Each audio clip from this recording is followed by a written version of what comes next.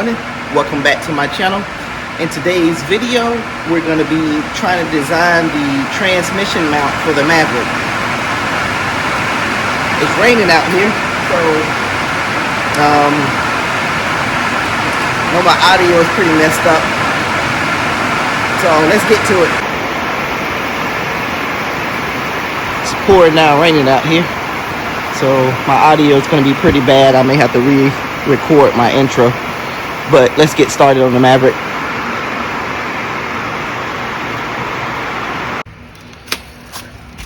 Okay, so I pretty much got the transmission into the position it needs to be in. You can look right there. I have to check the other side, but I don't think it's hitting on anything. But here's my original mount hole right there. And you can see it doesn't line up, so I'm gonna have to do something that drops down and go around to the other side. My original transmission bracket here, let me put the camera on the stand. Okay, so the original transmission cross member goes right here, and as you can see, it's not gonna work. It goes up under the transmission, and the transmission is way too wide basically for the original cross member. So I'm gonna have to design something that comes from here and goes over to the other frame rail. It's gonna be some kind of like curved bar or something that goes up under there. So I'm not sure if I should cut this one up or just make something. I think I'll just make something. I'm not gonna cut this just yet unless I have to. All right, so let me start to fabricate something and I'll come back to the video.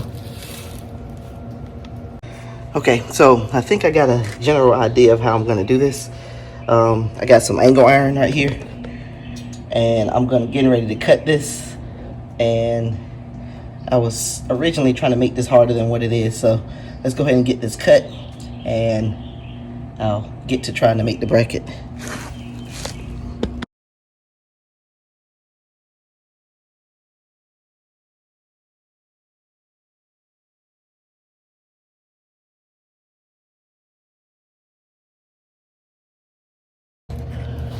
Okay, so just finished cutting the piece, and what I'm going for is something like this. Something very similar to that. Had to go up higher. Actually, doesn't have to go up higher, but I'm going to get some pieces that I'm going to weld to this.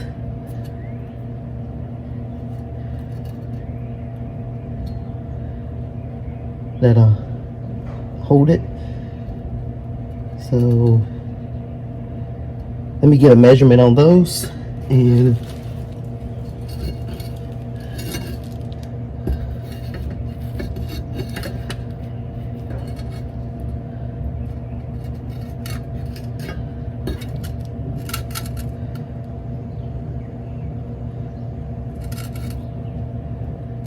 to make sure it's at least even.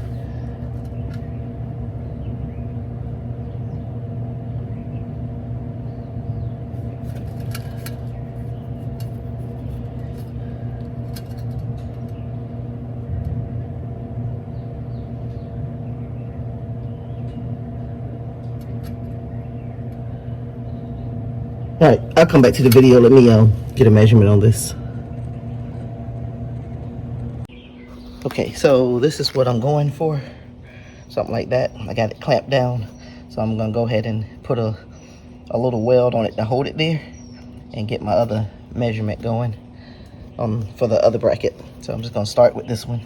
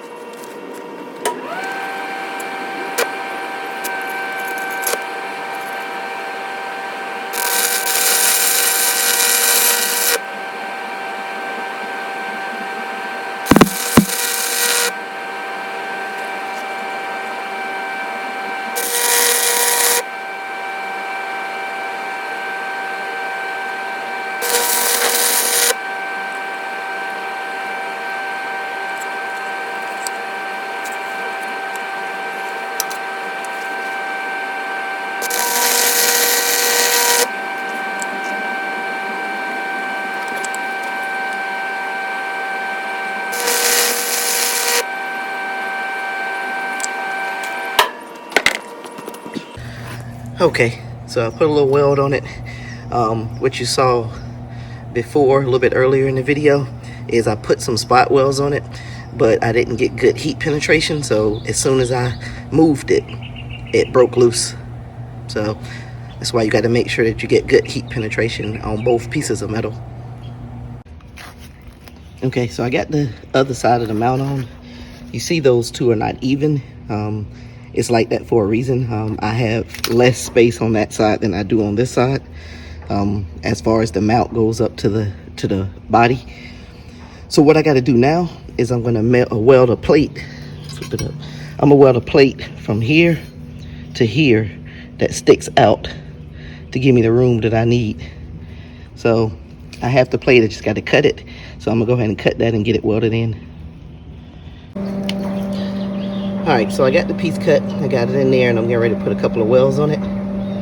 And once I get it in there and make sure the fitment and everything is good, I'm gonna go ahead and weld it up completely, and put some paint on it.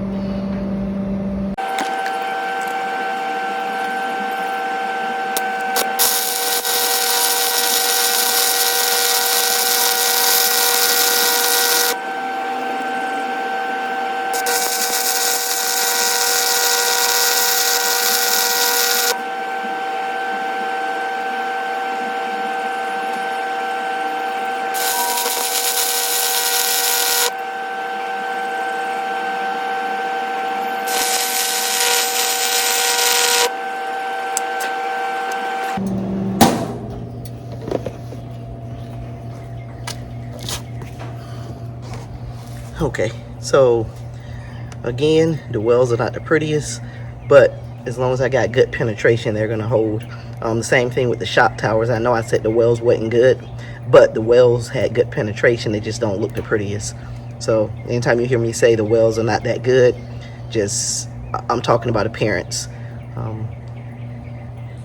But the most important thing about welds is make sure you get good penetration in both pieces of metal.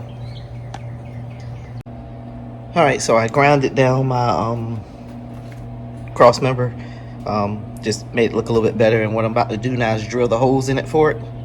And you see I already started the hole, but metal is a little bit thicker than I thought, so I'm gonna have to gradually get to the size that I need.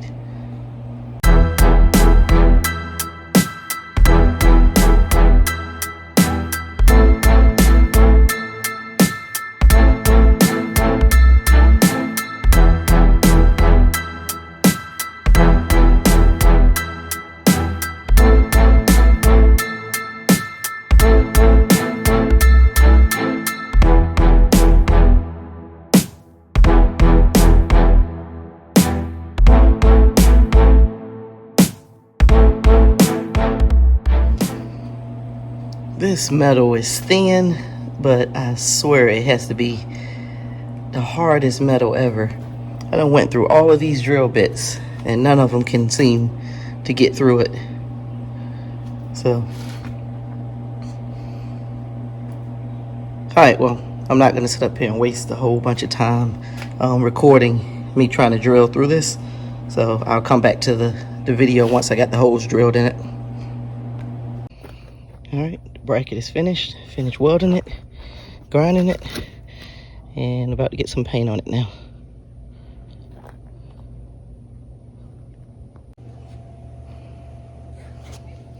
Okay, got the primer on it. After this dry a little bit, I'm gonna go ahead and spray it.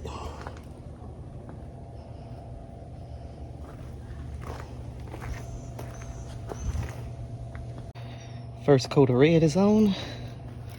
It's not gonna win any beauty contests, but it definitely works. It'll hold a transmission, and that's what it's supposed to be for. All right, finished the mount. So that's all I'm gonna do today. And close this video out when I get back to the house, but also put this engine cross member on. Okay, back at the house now. I got the transmission cross member finished. I didn't put it on the car because I'm gonna have to lower the transmission to hook the shift linkage and the wiring harness. I'm gonna have to hook all that up, and the transmission has to be lowered in order for me to do that. So I got the cross member finished. I test fitted it, so it does fit on there and everything. So just like I said, once I get the wiring harness and I figure out the linkage, the shift linkage, then I can put that cross member on and get the transmission lifted up into place like it's supposed to. So it was kind of hard getting the holes drilled out in it. I was having issues with my drill bits. I was going through a lot of drill bits. So what we ended up doing, and I didn't get it on video, is I ended up getting the cutting torch and actually burning the holes through the metal. So that's what I ended up doing.